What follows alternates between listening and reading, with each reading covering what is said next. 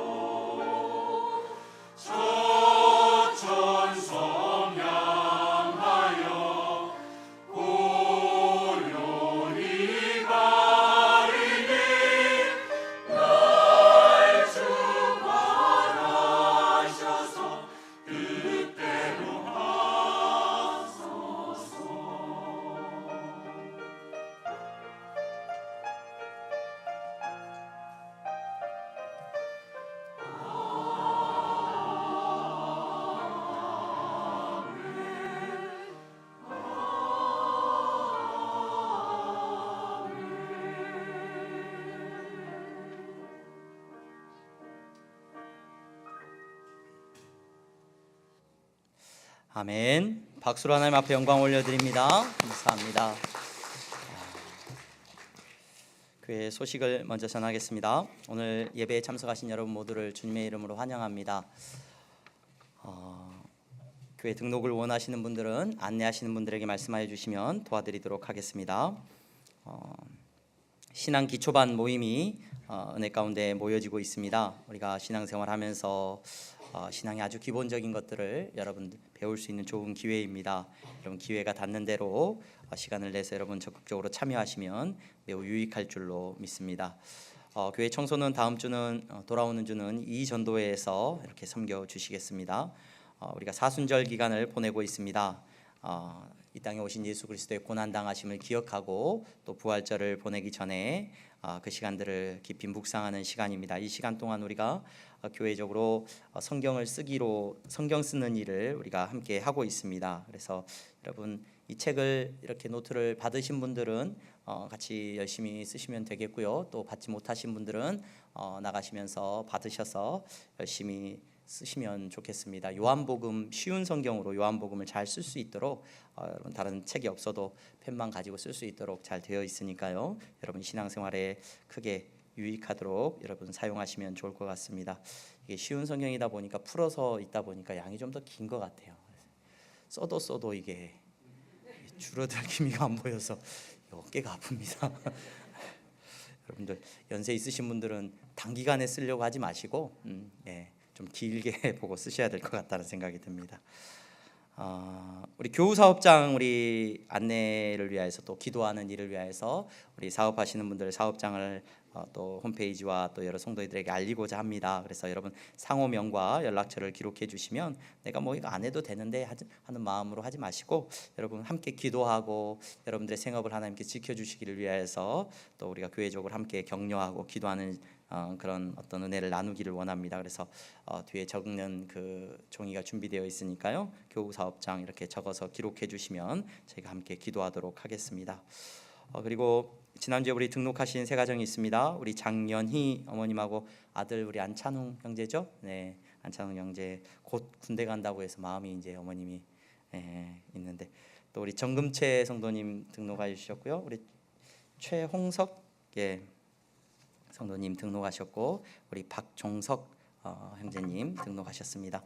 우리 잠깐 우리 누구죠? 우리 장연희 성도님, 찬웅 형제 잠깐만 한번 일어나 주시면 박수로 박수로 하나님 앞에 영광 올려드리겠습니다. 네, 감사합니다. 네, 여러분 교회 안에서 함께 기쁨으로 신앙생활 할 수 있기를 바랍니다.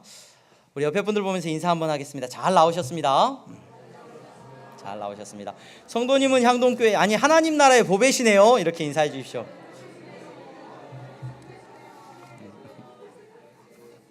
네, 오늘 예배에 참석하신 여러분 모든 하나님 나라의 보배인 줄로 믿습니다. 오늘 요한계시록 3장 14절에서 22절까지 말씀을 통하여서 라오디게아 교회를 통하여 우리에게 하시는 예수님의 말씀을 듣기를 원합니다. 오늘 이제 그동안 우리가 요한계시록에 나와 있는 7 교회들을 통하여서 교회들에게 하시는 하나님의 말씀을 예수님의 말씀을 살펴보고 우리가 나누었습니다. 제가 말씀을 나누면서 이 교회들에게 마지막으로 하시는 이기는 자에게는 이렇게 하시는 그런 말씀들이 있었어요. 마지막 승리하는 영광에 대해서는 제가 특별히 따로 여러분들에게 설교를 하지 않았습니다. 마지막 시간에 제가 모아서 다음 주에 이제 그 부분에 대해서 한번 정리를 해서 말씀을 드릴 거고 오늘은 이제 그 7 교회의 마지막 교회인 이 라오디게아 교회에 대해서 여러분들과 잠시 말씀을 나누고자 합니다. 라오디게아 교회에 말씀하시는 분이 누구냐? 오늘 교회에 말씀하시는 분이 누구냐? 오늘 14절에 나와 있는 것처럼 아멘이시요 충성되고 참된 증인이시요 하나님의 창조의 근본이시니가 이르시되 이렇게 말씀을 시작을 하고 있습니다. 오늘 교회에 말씀을 전하시는 분이 누구십니까? 예수 그리스도이신 줄로 믿습니다. 그분이 아멘이십니다. 아멘이라는 말이 무슨 말이냐면 그분이 진리이시라는 말입니다. 그분만이 진실하시고 그분만이 진리 되신다는 의미입니다. 그분이 충성되고 여러분 그분만이 참된 증인이시고 그분이 하나님이심을 오늘 선포하면서 우리에게 말씀하고 있습니다. 여러분 마지막 때를 살아가는 저와 여러분들에게 늘 우리가 붙들어야 되는 아주 중요한 말씀입니다. 예수 그리스도 그분만이 우리에게 구원자가 되시고 진리가 되시고 우리가 붙들어야 하는 흔들리지 않는 반석 되심을 저와 여러분들이 기억해야 합니다. 여러분, 다시 오실 예수 그리스도를 기다리면서 살아가는 이 시대의 많은 사람들에게 세상이 늘 거짓을 이야기합니다. 다른 곳에 진리가 있더라, 다른 곳에 어떤 능력자가 있더라, 다른 곳에 우리에게 구원을 베풀어 줄 무언가가 있더라, 다른 곳에 어떤 특별한 것이 있더라. 여러분, 사단은 그걸로도 안 되면 이제 네가 가장 특별한 존재이지 않느냐, 네가 가장 의미 있는 존재고 네가 가장 중요한 사람이 아니냐. 오늘 사탄은 늘 우리에게 속삭이고 있습니다. 여러분, 이 예배의 자리에 나오신 여러분, 저와 여러분들은 헷갈리지 않기를 바랍니다. 온갖 이단들과 거짓을 말하는 사람들이 자기를 집어넣고, 예수님의 자리에 자기를 집어넣고, 뭔가 자기가 특별하다, 뭔가 자기가 의미 있고 세상에 다른 것에 어떤 진리가 있다라고 거짓으로 우리에게 말하고 있습니다. 이 자리에, 예배의 자리에 나오신 여러분, 오직 예수 그리스도만이 진리 되시고, 예수 그리스도만이 특별하시고, 예수 그리스도만이 우리에게 의미 있다는 것을 기억하는 우리가 되기를 소망합니다. 한때 굉장히 교회 다니시는 분들이라면 한 번쯤은 들어보셨을 만한 책이 있습니다. 우리 자녀들에게 한참 많이 인기 있었던 어린이 도서였죠. 너는 특별하단다라는 책이 있었어요. 너는 특별하단다. 아마 또 어린 자녀들을 둔 믿음의 가정에서 한 번쯤은 다 맥스 루케이도가 쓴 너는 특별하단다. 그래서 1편도 나왔고 2편도 나왔고, 이게 애니메이션으로도 만들어졌고 굉장히 인기가 많이 있었죠. 굉장히 인기가 많이 있었습니다. 그래서 제가 교육부서를 섬기고 할 때도 이 책, 저도 어린 자녀들에게 그 책을 사서 읽어줬던 기억이 있습니다. 근데 제가 그 제목이 참 사람들에게 어필을 많이 했겠다, 제목이 참 사람들이 좋아할 만한 제목이다라는 생각을 했는데, 제가 교육부서를 그 당시에 섬기고 있었는데, 교육부서에서 설교를 할 때마다 제 설교의 주제는 그 책이 한참 인기를 달리고 있을 때, 제가 우리 중고등부 학생들이나 유초등부 학생들을 섬길 때 항상 설교했던 주제는 그겁니다. 너는 특별하지 않단다. 너는 특별하지 않단다. 너는 하나도 안 특별하단다. 이걸 가르치는데 너무 많이 힘들었던 기억이 납니다. 우리 부모님들이 자녀가 태어나면 특별한 존재죠. 나에게 얼마나 특별한 존재입니까? 너는 특별해, 너는 대단해, 너는 특별한 존재야. 막 왠지 똑똑한 것 같고요. 왠지 얘는 천재가 아닐까 싶은 그런 기대감도 있고요. 뭔가 특별한 존재라고 아이에게 막 가르칩니다. 너는 대단한 존재라고 아이들에게 가르칩니다. 우리의 자녀들이 학교를 가고 중학교를 가면 내가 정말 특별한 존재야 라고 처음에는 생각하고 학교를 가는데 곧 깨닫게 됩니다. 내가 특별한 존재가 아니라는 걸. 누가 특별한 존재예요? 저희 딸들이 그런 말을 하더라고요. 아빠, 제가 16살이래 막 그래요. 누가요? TV에 나오는 아이돌들 있잖아요. 제가 16살이래 막. 거울을 보니까 자기가 특별해요, 안 특별해요? TV에 나오는 저 아이돌이 특별한 거죠. 제 부모님은 어떤 직장을 갖고 있고, 쟤는 학교 올 때 어떤 차를 타고 와요? 어마어마한 차를 타고 온다. 외제차를 타고. 아빠, 우리 차가 왜 이래? 하나도 안 특별해요. 뭐가 특별하다고 깨닫기 시작하냐면, 돈이 특별한 거구나. 돈이 특별한 존재를 만드는구나. 야, 인물이 나는 안 되겠다 그러면서, 이 자리에 앉아 계신 분 아빠 닮아서 너무 감사해요 라고 하는 딸들이 있는지 얼마나 계신지 모르겠습니다만, 저는 항상 원망을 듣고 삽니다. 여러분, 뭐가 특별한 거냐? 외모가 예뻐야지, 키도 크고, 특별하구나. 친구들 사이에서 그렇게 알고 있습니다. 또 공부를 또 잘하는 친구들이 있죠. 탁월하게 공부를 잘하는 친구들이 있어요. 어렸을 때는 똑똑하고 말도 잘하는 것 같고 뭔가 의미 있는 것 같더니 학교를 보내놨더니 성적이 안 나온단 말이에요. 그럼 특별함이 점점, 이제 부모님은 그 특별함을 붙들고 싶지만 아이들은 이제 학교 가면서 깨닫기 시작합니다. 난 특별하지 않구나. 왜요? 특별하게 만드는 것이 무엇이냐? 내 존재로서가 특별한 게 아니라 이제 그때부터 알게 되는 거예요. 이 세상에서 특별한 존재가 되려면 돈이 많든지, 인물이 좋든지, 공부를 잘하든지, 뭔가 그게 있어야 특별하다는 걸 알게 되기 때문에 우리 부모님들이 아무리 네가 특별하다 그래도 우리 아이들 인상 푹 쓰고 다닙니다. 여러분, 빨리 가르쳐 주셔야 됩니다. 우리는 하나도 안 특별합니다. 똑같이 죄인이고 가능성이 없습니다. 똑같이 죄인이고 똑같이 연약한 존재고 아무런 소망이 없는 존재입니다. 그러나 여러분, 이 자리에 나오신 여러분들이 특별합니다. 왜 특별하냐? 우리 안에 특별하신 분, 아멘이시요, 진리이시요, 정말 충성되시고 증인이시고 하나님이신 예수 그리스도, 그분이 우리 안에 계시기 때문에 우리는 특별한 존재인 줄로 믿습니다. 우리의 자녀들이 이걸 모르면 여러분 세상에 나가서 뭐가 특별하다고요? 와, 외모를 가지고 이야기를 합니다. 돈을 가지고 이야기를 합니다. 어느 학교를 갔는지를 가지고 이야기합니다. 내 안에 변함없는 예수 그리스도, 그분으로 말미암아 너는 특별한 존재라는 것을 우리 자녀들에게 가르칠 수 있기를 바랍니다. 여러분도 마찬가지입니다. 내 인생은 뭐 특별할 게 뭐가 있나? 그렇죠, 여러분. 여러분 인생 특별할 거 없습니다. 여러분들의 인생이 잘난 거 없습니다. 대부분의 성도님들 다 거기서 거기입니다. 여러분, 그러나 여러분 안에 예수 그리스도가 계시다면, 오늘 그분이 말씀하시는데 그분의 말씀을 듣고 여러분 안에 그분이 살아계시다면, 그분과 함께 동행하고 계시다면 여러분은 특별한 존재라는 것을 기억하면서 오늘 이 말씀에 귀 기울일 수 있기를 주님의 이름으로 축원합니다. 라오디게아 교회에 말씀하고 계셔요. 이 라오디게아 교회는 여러분 신앙생활을 오래 하신 분들이라면 이 라오디게아 교회에 대해서 말씀하시는 이 말씀들을 이해하기 위해서는 그 도시의 배경을 알아야 됩니다. 그래서 그 도시는 부유했던 도시입니다. 그 도시가 얼마나 부유했는지, 터키 지역은 옛날에도 지진이 많았던 것 같아요. 오늘날의 지진 때문에 굉장히 힘들어하는데 성경의 기록을 보면은 2000년 전에도 그 땅에 지진들이 많이 있었습니다. 그래서 지진이 나서 도시가 크게 무너졌던 기록들이 있는데 그때 도시가 막 무너져가지고 로마 정부에서 이제 각 도시마다 좀 도움을 주는데 그 도시는 우리는 필요 없어요 그래요. 왜? 우리는 돈이 많아요.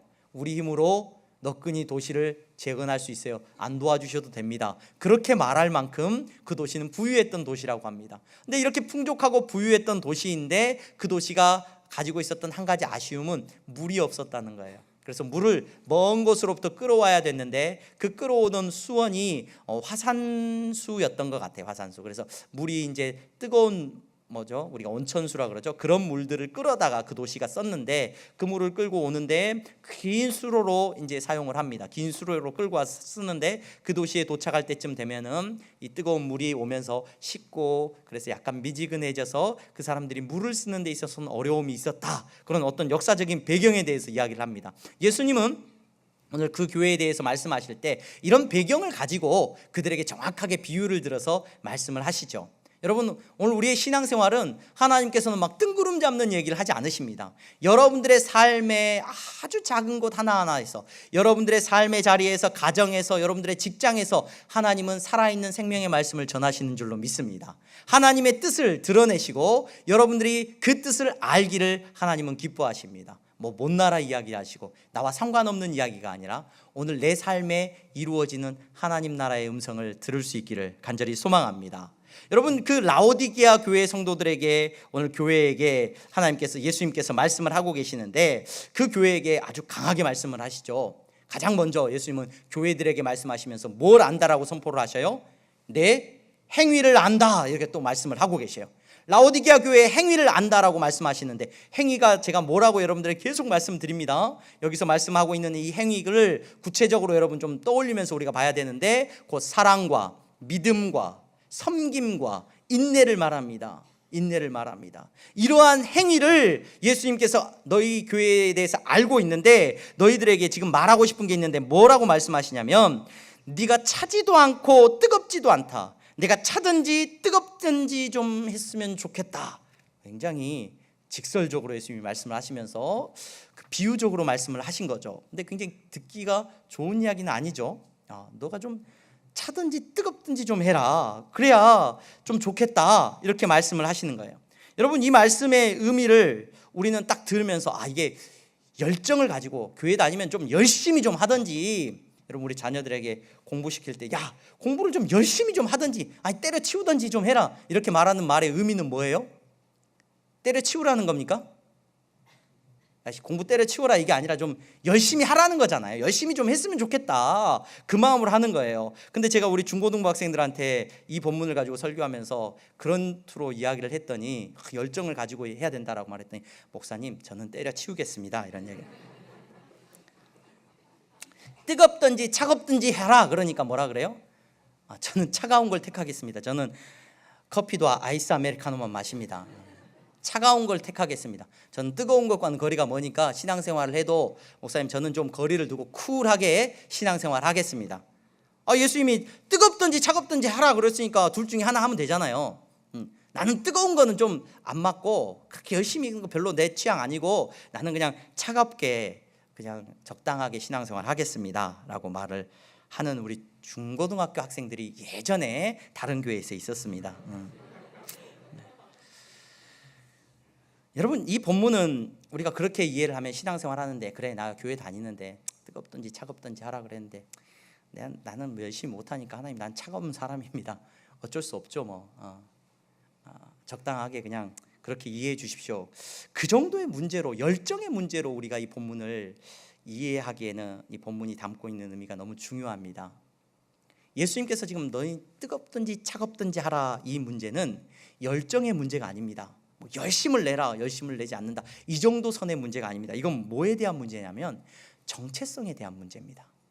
좀 어려운 말일 수도 있는데 쉬운 말이죠. 정체성에 대한, 쉽게 말하면 이거예요. 네가 누군지 좀 정확하게 좀 말해주면 좋겠다는 거예요. 내가 누군지. 너 누구냐 도대체? 너 예배 드린다고 앉아는 있는데 네가 지금 예수님을 믿는 사람이냐 아니면 예수님을 안 믿는 사람이냐, 네 정체성의 문제를 좀 밝히라는 겁니다. 예수님은 내가 예수님을 믿음으로 고백하고 예배 자리에 나와서 앉아는 있는데 널 보니까 도대체 얘가 믿는 사람이야? 내 자녀야? 야, 아니야. 예수님이 헷갈리신다는 거예요. 여러분, 이 정체성을 요구하는 요구 앞에서 저는 예수님 안 믿는 사람입니다. 저는 그래서 차가운 사람입니다. 나는 예수님 안 믿는 사람, 믿음이 없는 사람입니다 라고 말하고 싶은 사람이 이 자리에 한 분도 안 계실 줄로 믿습니다. 이 자리에 앉으신 분은 다 같이 나는 예수님이 믿는 사람입니다 라고 고백하는 정체성을 가지고 있는 분들인 줄로 믿습니다. 내가 누구인지를 잘 아는 것, 내가 그리스도인입니다 라고 정확하게 고백하는 것, 이건 너무 중요한 문제입니다. 얼마 전에 우리는 3.1절을 보냈습니다. 3.1절. 3.1절을 우리가 국가적인 날로 정해서 정말로 나라를 빼앗겼을 때 나라를 위해서 만세운동을 벌였던 그 우리 선열들의 그런 어떤 숭고하고 정말 대단한 그런 것들을 기념하면서 우리가 3.1절을 보냈습니다. 제가 3.1절 보내면서 전에 보았던 그 사진이 한 장 생각났는데, 그때 독립기념관을 가서 제가 보았던 기억이 나요. 그 만세운동을 하고 했던 그 어린 학생들에 대한 사진들이 있었는데, 가장 어린 나이로 감옥에서 목숨을 잃었던, 만세운동을 하다 목숨을 잃었던 그 학생들이 14살이었어요. 14살. 근데 눈빛이 달라요. 그 사진에, 감옥에서 찍은 사진인데 눈빛이 막, 그 눈빛을 보고 있으니까 제 자신이 막 부끄러워지기도 하고 하더라고요. 근데 여러분, 그 3.1절 날 만세운동을 하고 그곳에서 감옥에서 목숨을 잃었던 그 어린 학생들은 무엇을 알았냐면, 뭐 어떤 정체성을 갖고 있었냐면, 나는 대한민국 사람이라는 정체성을 갖고 있는 거예요. 나는 대한민국 사람, 나는 대한민국 사람입니다라는 정체성을 분명히 알았기 때문에 여러분, 그들은 감옥에서도 이 정체성을 놓지를 않았죠. 그 시대에 정체성이 왔다 갔다 하는 사람들이 있었습니다. 내가 대한민국 사람인지 아니면 일본 사람인지 왔다 갔다 하는 사람들이 많았죠. 여러분, 성경에 보면 다니엘이라고 하는 인물이 나옵니다. 나라를 빼앗겼죠. 남유다가 빼앗긴 게 아니라 나라가 멸망당했습니다. 부모들은 다 죽었습니다. 어린 자녀들이 바벨론이라고 하는 나라로 끌려갔습니다. 화려한 도시로 끌려갔습니다. 그곳에서 바벨론식 교육을 받습니다. 너희들은 이제 바벨론이란 나라를 위해서, 바벨론의 왕을 위해서 충성해야 된다 가르쳤습니다. 공부시켰습니다. 먹였습니다. 근데 그곳에서 다니엘이라고 하는 인물이 등장을 합니다. 이 다니엘은 나는 하나님의 백성입니다. 나라가 없어져 버리고 정말로 그 나라가 심판받았다라고 하지만 하나님의 살아계심을 믿고 나는 하나님의 백성입니다라고 하는 이 정체성을 다니엘이 놓지를 않아요. 음식을 먹을 때도 그는 율법을 지켰습니다. 정결하고 거룩한 것을 먹었습니다. 그는 사자굴 앞에 던져진다라고 할 때도 나는 하나님 나라의 백성입니다. 그래서 내가 죽을지언정 기도하겠습니다. 하루에 3번 기도를 했습니다. 이것이 다니엘이 가지고 있었던 다니엘의 정체성입니다. 다윗이라고 하는 인물이 성경에 나옵니다. 사람들이 다 좋아하는 다윗이죠. 이 다윗이 목동이었습니다. 이 다윗이 양치는 사람이었습니다. 그런데 이 다윗이 그 시대의 이스라엘 사람들하고 다른 이유가 딱 하나 있습니다. 내가 누구인지를 정확하게 알았습니다. 사람들은, 그 시대의 많은 사람들이 골리앗이라고 하는 어마어마한 블레셋의 대군과 군대 앞에서 다 자기가 누군지 잃어버렸어요. 그런데 다윗은 그 어린 소녀는 자기가 누군지를 알았습니다. 자기 옆에 계시는 분이 누군지를 정확하게, 내가 누구인지에 대한 정확한 정체성이 있었어요. 그랬기 때문에 골리앗 앞에서 돌멩이하고 막대기를 들고 서 있을 수가 있었습니다. 모든 사람들이 다 자기를 잃어버리고 두려워하고 있을 때 그는 만군의 여호와 하나님을 이야기합니다. 모든 군대의 주인 되신 하나님을 선포하면서 다윗이 골리앗 앞에 서 있는 것을 우리는 잘 알고 있습니다. 여러분, 이 자리에, 예배 자리에 나오신 여러분, 예수 그리스도에 대한 복음을 듣고 그분을 믿고 그분 앞에 예배의 자리에 나오신 여러분, 내가 누구인지 헷갈리는 인생 살지 않기를 소망합니다. 내가 그리스도인이라는 사실을 정확하게 여러분 알고 그 그리스도인됨을 선포하면서 살아가는 저와 여러분들이 될 수 있기를 주님의 이름으로 축원합니다. 코로나가 터지기 전에 우리 중고등부 학생들, 우리 서영이 이 자리에 있는데, 정훈가 옆에? 아니에요? 남자친구야? 아니에요? 우리 서영이 네팔로 선교 갔다 왔어요. 코로나 터지기 직전에. 우리 서영이를 볼 때마다 저는 너무 기뻐요. 네팔로 선교를 갔다 왔는데 우리 중고등부 학생들이 우리가 교회가 뭐 이렇게 많이 모이지 못할 때, 중고등부 학생들이 얼마 없을 때도 선교를 가야 되겠다, 선교를 갔으면 좋겠다, 그래서 이제 여름방학에 선교를 네팔로 갔다 왔습니다. 근데 이제 또 이제 코로나의 상황도 좀 많이 사그러들고 또 환경들이 허락이 되면 우리 중고등부 학생들, 어른들은 못 가더라도 우리 어린이들은 선교를 어려서부터 꼭 가는 것이 좋겠다라고 생각을 하고 교회에서 기도로 지금도 준비를 하고 있습니다. 근데 이 네팔로 선교를 다녀왔는데, 네팔로 선교를 간 우리 아이들이 엄청난 경험을 했죠. 특별한 경험을 했습니다. 네팔 선교지에서 특별한 경험을 한 것이 아니라 가는 길에 특별한 경험을 했어요. 인천공항에서 도착을 해가지고 비행기를 타려고 하는데 우리 인소라는 두 분 선생님 중에 한 분이 티벳에 다녀오신 경험이 있습니다. 그것 때문에 우리 학생들한테 저희가 너 직항으로 갈래, 경유하는 걸로 갈래 물어봤더니 이제 경유해서 중국에서 이제 하룻밤을 보내고, 계획이 이제 중국에 호텔 잡아가지고 하룻밤 거기서 중국에서 맛있는 것도 먹고 하룻밤 보내고 이제 네팔로 넘어가야 되겠다 생각을 했는데, 이 중국을 경유하는 이게 문제가 됐어요. 그래서 선생님이 입국이 거부가 됐어요. 선생님 한 분이. 그래서 선생님이 그냥 돌아오시게 됐고, 한 분이서 이제 학생들을 인솔 해서 가야 되는 상황이었어요. 입국이 거부됐어요. 그래가지고 이제 그 선생님은 그 다음 날 우리가 이제 직항을 끊어가지고 네팔로 직항으로 다시 들어가셨는데, 그리고 나서 이제 잘 갔겠거니 하는데 연락이 안 와요. 기다리고 있는데. 그래서 도착하면 이제 그 중국에 도착해서 호텔 숙소를 잡고 연락이 오기를 기다리고 있는데 연락이 안 와요. 연락이 안 오다 한참 뒤에 급하게 이제 문자를 받고 연락을 받았어요. 연락이 뭐냐? 중국에 도착하자마자 중국 공안들이 기다리고 있다가 우리 학생들을 다 잡아가지고 각 방으로 다 찢어 놓은 거예요. 한 명씩 다 잡아가지고 방에다 가다 놓은 거예요. 다. 선생님도 다 잡아놓고. 그래가지고 소지품 검사 다 하고, 소지품 검사 다 하고, 한 명씩 다 벽 보고 있게 말도 못하게 하고. 네. 제가 들었던 걸 잘못 전할까봐 좀 걱정이 되는데 아마 그랬어요. 그치요? 그래 각 방에 다 가다 놓고 말도 못하게 하고 그래. 왜 그렇게 했느냐? 이제 뭐 선교에 대한 그런 어떤 그런 정보도 있었을 것이고, 또 과거에 티벳을 갔다 온 어떤 그것들 때문에 중국에서 그 문제에 굉장히 예민해요. 예민해서 티벳이나 이런 쪽에 갔다 온 사람들에 대해서는 중국 입국이 거부가 많이 됐었습니다. 근데 지금은 어떤지는 모르겠습니다. 근데 그 아이들을 가다 놓고 아이들이 얼마나 무서웠겠어요. 좀 공안들이 잡아다가 이제 해놓으니까. 근데 이 아이들을 가다 놓고 막 소지품 검사 탁 하고 막 이러면서 있는데, 처음에 이제 잡으면서 그 아이들을 다 끌고 가면서 이제 우리 서영이한테 물어본 거죠. 너 하나님 믿는 사람이야? 물어본 거예요. 우리 서영이가 대답을 잘해야 되겠더래요. 다른 친구들이, 동생들이 보고 있는데 자기가 대답을 잘해야지 동생들이 대답을 잘할 것 같아서 자기가 하나님 믿는 사람이라고 이야기를 했다는 거예요. 다른 친구들도 다 그렇게 고백을 했다는 거예요. 우리는 하나님을 믿는 사람입니다. 고백을 하고 그 아이들이 그곳에 감금돼 있다가 떠나는 비행기 시간에 맞춰서 거의 하루를 거의 꼬박 감금돼 있었던 거죠. 감금돼 있다가 바로 네팔행 비행기를 타고 건너갔어요. 돌아올 때 저는 너무 걱정이 돼서 비행기를 다 바꿔서 직항으로 오면 어떨까 생각을 했는데, 다 자기들 그렇게 오겠다는 것도. 중국에 또 오자마자 제가 외교부에 전화해가지고 막 이렇게 이제 문의를 하고 이렇게 해가지고 우리 아이들 어떻게 좀 그거 해달라고, 그러지 않도록 해달라고 부탁을 했는데도 중국 공안들이 또 거기에서 청두했죠. 청도였나요? 청도에서 우리 아이들을 돌아오는 길에 또 잡아가지고 또 돌아오는 길에도 억류를 해놨다가 오는 비행기에 바로 태워가지고 그렇게 보낸 거예요. 그 아이들이 네팔에서 뭐 어렵게 또 선교도 했지만 그 과정을 통해서 저는 너무 귀한 경험을 했다고 생각을 해요.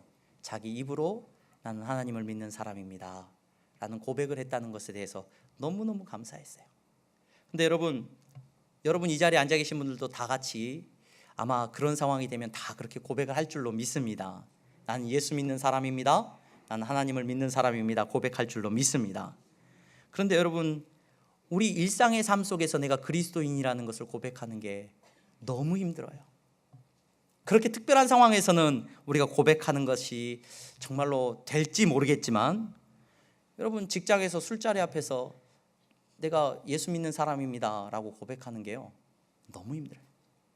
대학 가서 친구들하고 어울려 노는 그 자리에서 나는 그리스도인입니다 고백하는 게 여러분 너무 힘들어요. 여러분 사업을 하면서 이익이 눈앞에 있는데 그 순간에 내가 그리스도인입니다, 내가 정직해야 되는 그 순간에 내가 그리스도인입니다 라고 고백하는 것, 결혼해야 되는 그 순간에 사람들의 눈이 보일 때 내가 그리스도인입니다 라고 고백하면서 나아가는 것, 여러분 쉽지 않습니다. 오늘 이 예배 자리에 나오신 여러분, 내가 누구인지 헷갈리면 안 됩니다. 내가 누구인지 여러분 정확하게 선포하면서 사는 여러분들이 되시기를 주님의 이름으로 축원합니다. 나는 그리스도인입니다. 나는 예수님을 믿는 사람입니다. 난 예수 믿고 구원받은 사람이고 나는 하나님의 자녀입니다. 이 신앙의 고백이 있기를 소망합니다. 이게 정확하게 고백되어지게, 이게 예수 믿는 사람인지 아닌지, 이게 그리스도인인지 아닌지, 구원받은 사람인지 아닌지, 여러분 뜨겁던지 차던지 하라는 이 예수님의 말씀에 우리가 주의해야 됩니다. 그런데 왜 우리가 이렇게 헷갈리면서 살아가느냐?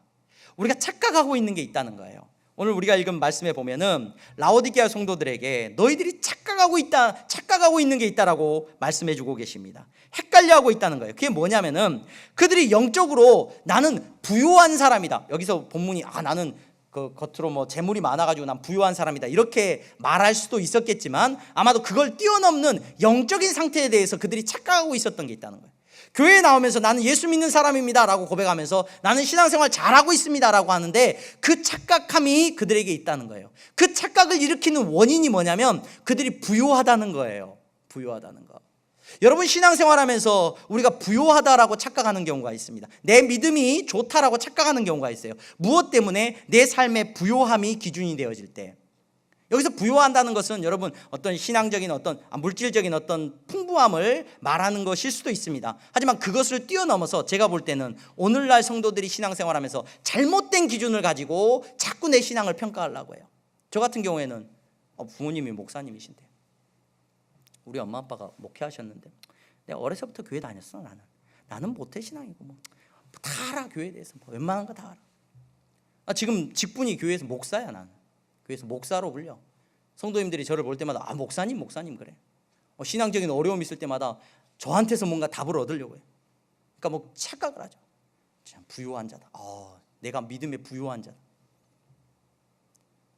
교회 오래 다녀서 우리 집안은 다 잘 되고 형통하고 자녀들이 잘 되고 막 예수 믿어가지고 모든 것들이 잘 되어지고 정말로 나는 교회 안에서 그래서 인정받는 사람이고 교회 안에서 높은 직분을 가졌고, 그리고 나서 착각을 해요. 내가 어떤 사람이다? 난 그리스도인이구나. 난 그리스도인으로서 잘 살고 있구나. 나는 왠지 뭔가 부요한 사람이다. 기준이 잘못됐습니다. 기준이. 우리의 영적인 상태의 기준은 절대로 우리가 가지고 있는 이름, 우리가 가지고 있는 어떤 뭐 외적인 것, 우리가 뭐 하나님 앞에서 뭔가 대단해 보이는 것, 세상적인 기준들, 그것이 우리의 영적인 기준이 될 수 없다는 것을 저와 여러분들은 생각을 해야 됩니다. 예수님이 뭐라고까지 말씀하시냐면 오늘 우리가 읽은 본문에 보니까 곤고하다. 너희가 공고한데, 공고하다는 이 표현은 뭐냐면 괴로움을 겨우겨우 견디고 매우 고통스럽고 힘들어하고 있는 상태. 가련하다. 너무 네가 영적으로 불쌍하다는 거야. 가난하다. 영적으로 누군가를 나눠주고 위로해줄 만한 아무것도 갖지를 못했다. 눈이 멀었다. 너는 하나님의 뜻도 모르고 영적인 것을 전혀 깨닫지도 못한다. 너는 벌거벗었다. 네가 얼마나 수치스러운지. 네가 조금 착한 일을 하고 선한 일을 하고 살아간다라고 말할지 모르는데 다른 사람 앞에 드러나는 어떤 그 모습이 영광이라고 사람들 앞에서 돌아다니고 있는데, 우리 동화책의 벌거벗은 임금님처럼 사람들 앞에서 뭔가 의시되면서 사람들 앞에 서기를 좋아하는데 네가 수치스럽다. 예수님이 이렇게 진단을 내리고 있습니다. 여러분, 오늘 이런 영적인 상태에 있는 사람은요, 사탄도 안 건드려요. 마귀도 내버려둬도 돼. 내버려둬도 돼. 군대에서 전쟁을 이렇게 군대 다녀오신 분들은 지뢰에 대해서 알 거예요. 지뢰가 딱 터지면 저는 그냥 사람이 다 죽으면은 그냥 그걸로 제일 효과가 좋을 거라고 생각을 했는데, 전시에는 지뢰가 막 뿌려지는데 터져서 모든 사람이 다 죽는 지뢰보다도 이 발목 지뢰가 되게 위험하게 알려져 있어요. 발목 지뢰가 터지면은 발목만 터져요. 발목만 다치는 거예요. 살아 있어요. 그렇게 일부러 지뢰를 만들어요. 왜 그렇습니까? 그 한 사람이 그래서 다쳐서 쓰러지면 어떻게 돼요? 그 한 사람만이 문제가 아니에요. 그 옆에 건강한 사람이 두세 사람이 들러붙어야 돼요. 그 사람을 부축해야 되니까 전투력이 몇 명이 떨어지는 거예요. 여러분, 신앙생활 하는데, 우리가 신앙생활하는데 영적인 상태가 곤고하고 가련하고 가난하고 눈멀고 벌거벗고 있으니까 여러분, 교회 안에서 그 한 사람으로 인하여서 몇 사람이 아파하고 그 사람 때문에 교회가 앞으로 나아가지 못하고 하나님의 일을 감당하지를 못해요. 여러분, 저와 여러분들은 영적인 문제를 정확하게 볼 수 있어야 됩니다. 그 기준을 정확하게 봐야 됩니다. 내가 세상이 말하는 기준으로 내가 목사고, 내가 집안이 몇 대째고, 내가 어떤 사람이고, 내가 어떻게 살아가고 있고, 우리 자녀들이 얼마나 복받았고, 내가 얼마나 자랑할 것이 많고, 내가 얼마나 부유하고, 내가 얼마나 하나님 앞에 복받았는데, 이런 걸로 여러분 기준 삼으시면 안 돼요. 내가 그리스도인이냐 아니냐, 이것의 기준은 다른 데 있습니다. 내가 믿음을 고백하는 사람으로 하나님 앞에 부요함을 누리는 사람이냐, 이거 다른 데 있습니다. 그 다른 기준을 예수님이 말씀해 주고 계십니다. 뭐라고 말씀하시냐? 제발 좀 사라라고 말씀. 여기서 물건을 사라고 하셔요.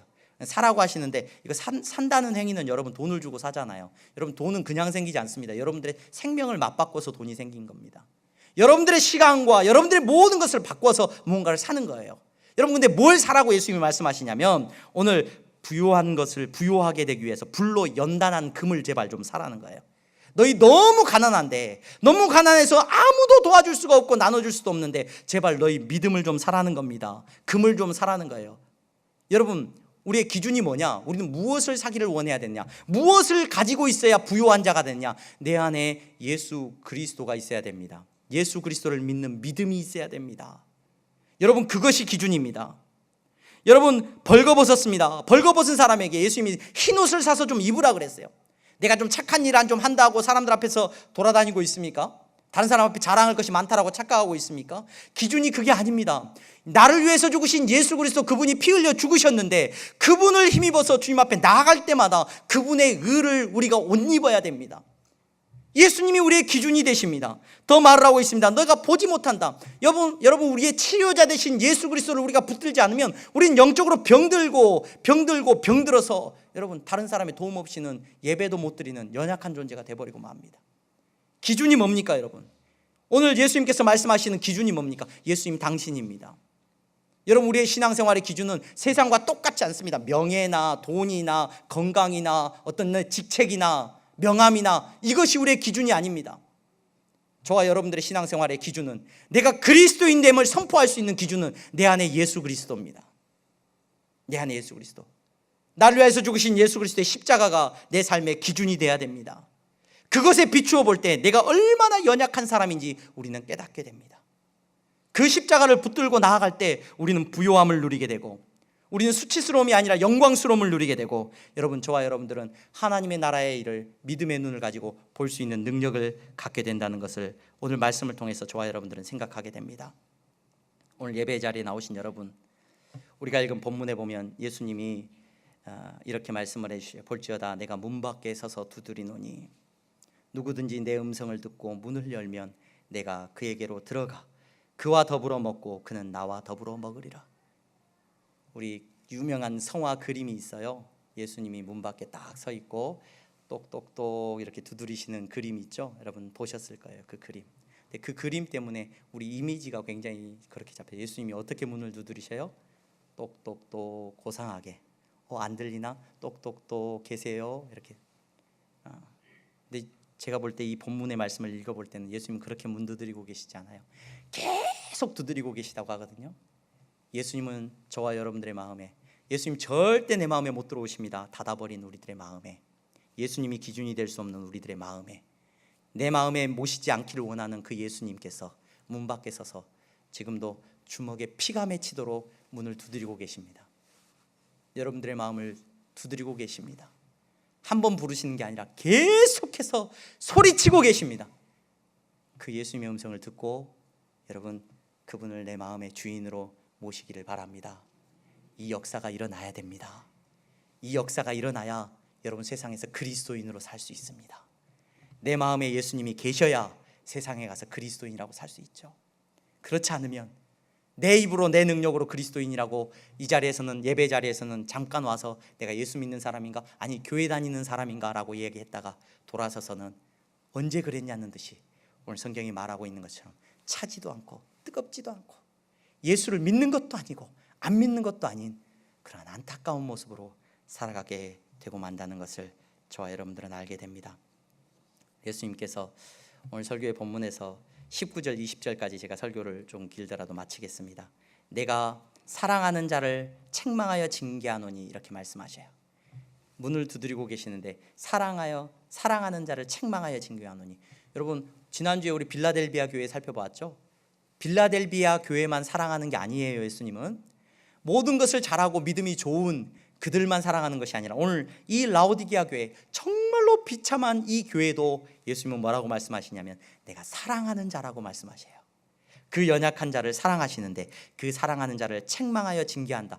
예수님이 혼내시고 막 저주를 내리시고 막 벌을 주시는가 보다. 이게 아니라 이 책망하다는 말은 가르치신다는 말이에요. 가르쳐 주시고 징계한다는 이 말이 너무 저에게는 은혜가 됐어요. 파이디오라는 말이에요. 파이디오. 여러분 우리 파이디온이라고 하는 기독교 아이들을 이렇게 교육하는 그런 프로그램을 만드는 책이 있어요. 책 만드는 그 회사가 있어요. 파이디온이란 말이 어린아이란 말이고 이 말에서 뭐가 나오냐면 가르치다, 교육하다, 훈련시키다라는 말이 나왔어요. 여러분 예수님은 저와 여러분들을 오늘 문 밖에 서서 두드리시면서 우리에게 말씀하시고 우리들을 훈련시키기를 원하십니다. 그러면서 우리가 하나님 앞에, 예수님 앞에 회개하며 나아가기를 원하십니다. 여러분들의 모든 삶의 순간에 예수님은 포기하지 않으시고 여러분들의 고통의 순간에도 여러분들을 훈련시키시고 하나님의 자녀로 예수 그리스도를 믿는 사람들로 고백하며 나아가도록 이끄시는 줄로 믿습니다. 여러분 그 예수 그리스도를 여러분 문을 열고 여러분들의 마음 가운데 받아들이시고 내 삶의 주인이십니다. 고백하는 은혜를 누리는 저와 여러분들이 되기를 주님의 이름으로 축원합니다. 기도하겠습니다. 거룩하신 하나님 감사합니다. 내가 누구인지 헷갈리며 살아가는 인생 되지 않게 하여 주시옵소서. 아버지 하나님, 내 이름 때문에 속을 때가 있습니다. 내가 목사라는 이름 때문에 속을 때가 있습니다. 내가 교회 안에 직분자라는 이름 때문에 속을 때가 있습니다. 아버지 하나님, 예수 그리스도 앞에 서게 하여 주시옵소서. 십자가 앞에, 나를 위하여서 죽으신 예수 그리스도의 십자가 앞에 내가 서게 하시고 그 십자가를 붙들며 나아가는 우리가 되게 하여 주시옵소서. 예수 그리스도의 이름으로 기도하옵나이다. 아멘.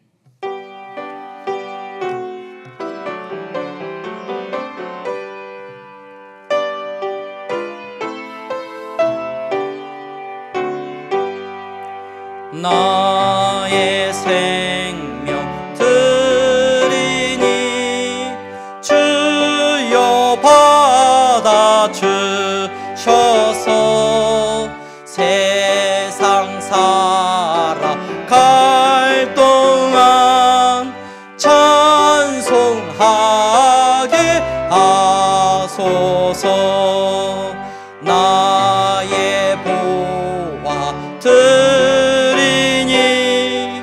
주여 받아 주셔서 하늘나라 위하여 주 뜻대로 쓰소서.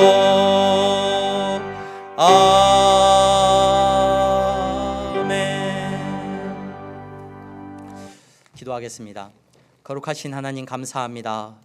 사랑하는 성도들이 이 시간 하나님 앞에 물질을 구별하여 드립니다. 하나님, 11조의 예물을 정직하게 드리고 감사의 예물을 하나님 앞에 드렸습니다. 물질 앞에서 하나님, 내가 그리스도인입니다 고백하게 하시니 감사합니다. 우리가 욕심으로 살지 말게 하시고 그리스도인으로서 하나님의 나라의 자녀로서 살아가는 은혜를 누리게 하여 주시옵소서. 무엇을 하든지 하나님 어디에 있든지 저 사람은 하나님께서 함께 하시는 사람이구나 세상이 알게 하여 주시옵소서. 마지막 때에 하나님의 나라를 위하여 나누고 베풀고 섬기는 일 가운데 쓰임받는 종들이 되게 하여 주시옵소서. 선교의 예물을 드립니다. 땅끝까지 정말로 복음 전하라는 그 말씀 앞에 순종하는 마음으로 예물을 드리오니 주님이 사용하여 주시고 주님께서 영광받아 주시옵소서. 아버지 하나님, 장학 헌금을 드립니다. 우리의 자녀들이 예수 그리스도를 만나게 하셔서 예수 그리스도를 저들의 삶에 모시게 하셔서 돈이 없어도 하나님, 얼굴이 못났어도 키가 작아도 공부를 못해도 저들이 얼마나 존귀한 존재인지를 바르게 깨달아 아는 자녀들이 되게 하여 주시옵소서. 아버지 하나님, 감사합니다. 건축헌금을 온 힘을 다하여서 하나님 앞에 드렸습니다. 교회를 사랑하는 마음으로 드리는 예물이오니 아름다운 교회가 저들의 삶 가운데 세워지게 하여 주시옵소서. 주님 앞에 드릴 것이 없어서 가난한 마음으로 주님 이 자리에 나온 성도들이 있습니다. 하나님, 더 큰 위로와 은혜를 허락하여 주시옵소서. 예수 그리스도의 이름으로 기도하옵나이다. 아멘. 다 함께 일어나서 찬양하시겠습니다.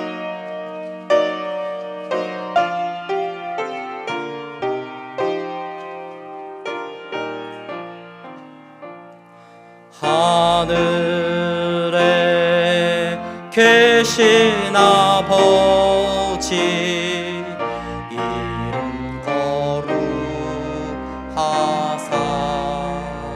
주님 나라 임하시고 뜻이 이루어지다. 일용할 양식 주시고 우리들의 큰 죄 다 용서하옵시고 또 시험에 들게 마시고 악에서 구원하소서. 대개 주의 나라 주의 권세 주의 영광 영원히